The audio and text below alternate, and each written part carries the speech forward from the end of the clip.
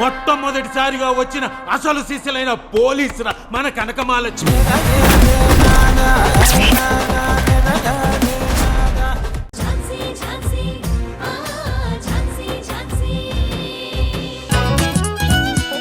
High car ఇది నాది, నీది కాదు. నానా వంశీ, ఆ కారు నీకు నచ్చిందా? అవును. మేడం, ఈ కారు కొంత నా కోసం కాదా? షో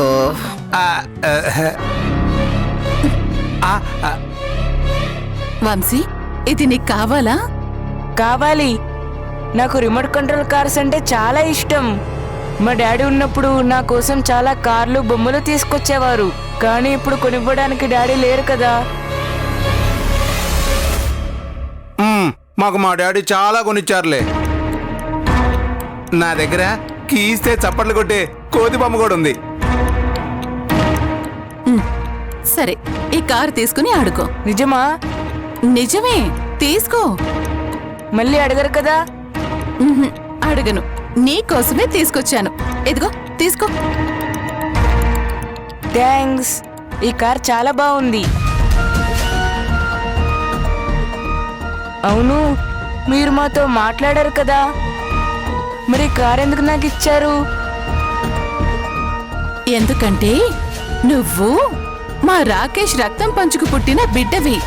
కానీ నువ్వు అక్క అక్క అంటూ తిరుగుతున్న ఆ స్వీటీ మా రాకేష్ బిడ్డ కాదు కదా, ఒక అనాథ కదా. అవును, కానీ ఇప్పుడు స్వీటీ అనాథ కాదు, మా అక్క.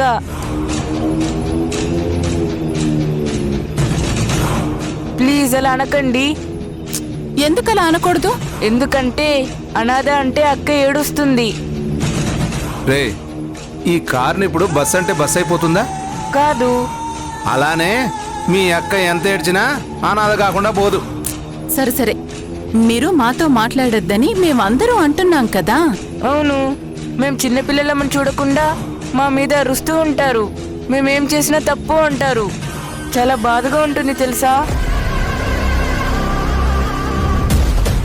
నువ్వేం బాధపడుకు నాన్నా, ఇక మీదట అలా ఏం చెయ్యం.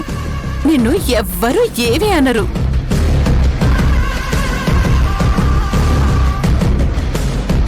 నిజమేనా? ఆ నిజం నాన్నా. ఈ కార్ ఒక్కటే కాదు, నీకింకా పెద్ద పెద్ద కార్లు, హెలికాప్టర్ బొమ్మ, క్రికెట్ కిట్టు, ప్లే స్టేషన్ బొమ్మ, ఇలా నీకు ఏది కావాలంటే అది కొనిస్తాను. అవునా? అవును, నీకన్నీ కొనిస్తాను. కానీ మీ అక్కకి మాత్రం ఏమీ కొనివ్వను. నేనే కాదు, ఈ ఇంట్లో ఎవ్వరూ కొనివ్వరు. ఎందుకు? ఎందుకంటే మీ స్వీటీ అక్క మీ అమ్మ బొజ్జులో పుట్టలేదు కదా. అందుకే తనకి మాకు ఏ సంబంధం లేదు. కానీ నీకు మాకు రక్త సంబంధం ఉంది. బ్లడ్ రిలేషన్ అన్నమాట.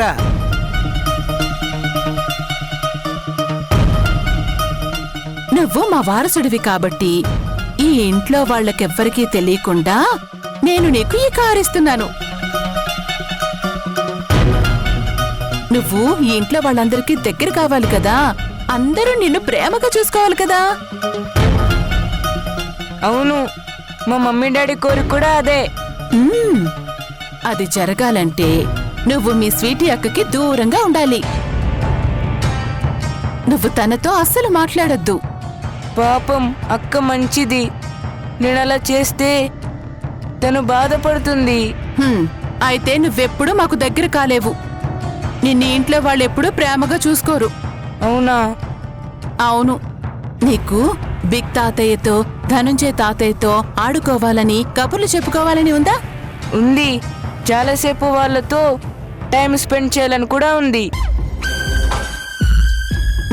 అయితే నే చెప్పినట్టు చేస్తే అది జరుగుతుంది.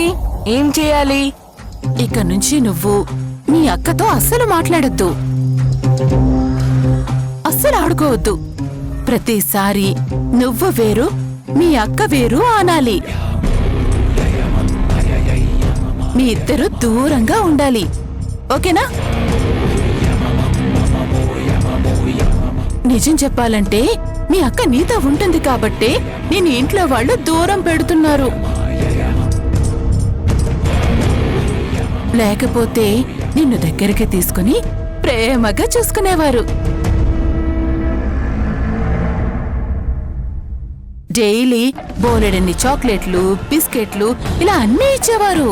అంతేకాదు సరదాగా మాతో ఎంచక్క నిన్ను బయటికి కూడా తీసుకెళ్లేవారు తెలుసా? అవునా? నేను అక్క కలిసి ఉండడం వల్లే తాతయ్య వాళ్ళు నన్ను దూరం పెడుతున్నారా?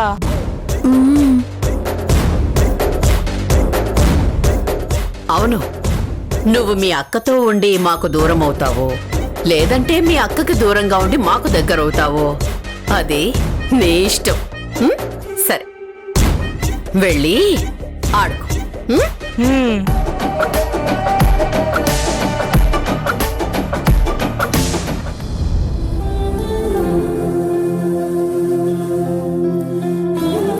స్వీటీ, డ్రాయింగ్ వేస్తున్నావా? అవును పిన్ని, వంశీది స్కెచ్ వేశాను చూడు.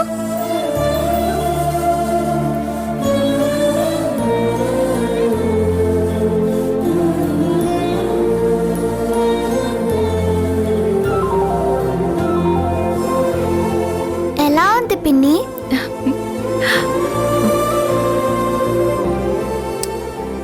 చాలా బాగుంది. ప్రొఫెషనల్ ఆర్టిస్ట్ వేసినట్టే వేసావు. థ్యాంక్ యూ పిన్ని.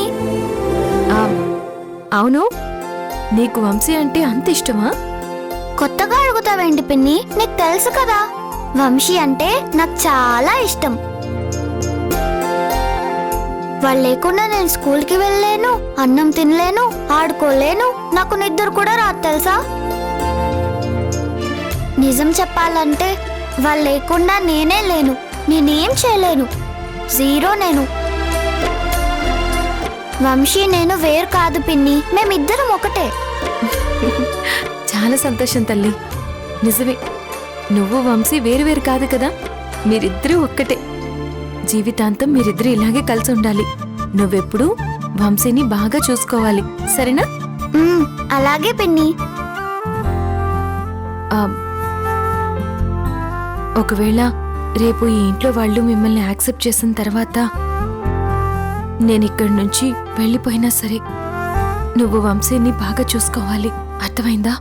పిన్ని, అలా అనొద్దని చెప్పాను కదా. నువ్వు అలా అంటే నాకు ఏడుపు వస్తుంది.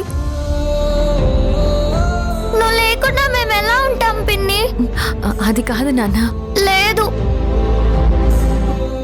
ఉంటే మనం ముగ్గురం ఇక్కడే ఉందాం. ఒకవేళ నువ్వు బయటికి వెళ్ళిపోతే మమ్మల్ని కూడా నీతో పాటు తీసుకెళ్ళు. అంతేకాని నువ్వు మమ్మల్ని వదిలి వెళ్ళొద్దు పిన్ని. నా ఉద్దేశం అది కాదు స్వీటీ. వంశీ చిన్నపిల్లాడు, వాడికి పెద్దగా ఏమీ తెలీదు.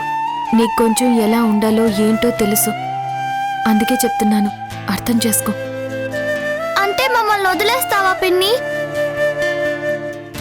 నేనెందుకు మిమ్మల్ని వదిలేస్తాను? కాకపోతే నువ్వు వంశీని కంటికి రెప్పలా చూసుకోవాలి. ఏ పరిస్థితుల్లోనైనా తను చెయ్యి వదలకూడదు అని చెప్తున్నాను. అలా అని నాకు మాట ఇవ్వు స్వీటీ.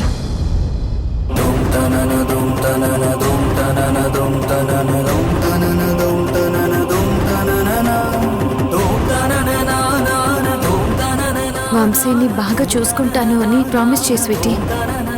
పిన్ని, నాకు భయంగా ఉంది. నువ్వేం భయపడకు, నా మనసు తృప్తి కోసం అడుగుతున్నాను, మాటివ్వు.